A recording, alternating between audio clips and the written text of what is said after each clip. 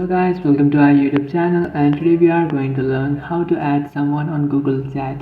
So let's get started. So if you want to add someone on your Google Chats, then what you can do is follow some easy steps. First, what you have to do is just simply open up your Google Chats.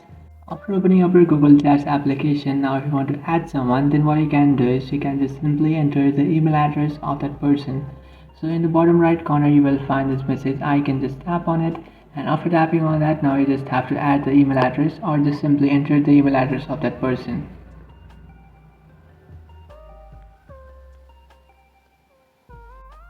And after entering the email address, here you can see guys, you can successfully find that person. Now what you can do is you can just simply add that person to the group or to your chats, and after doing that just tap on done, and after tapping on done, now you have successfully added that person. So here you can see guys, the person has been successfully added.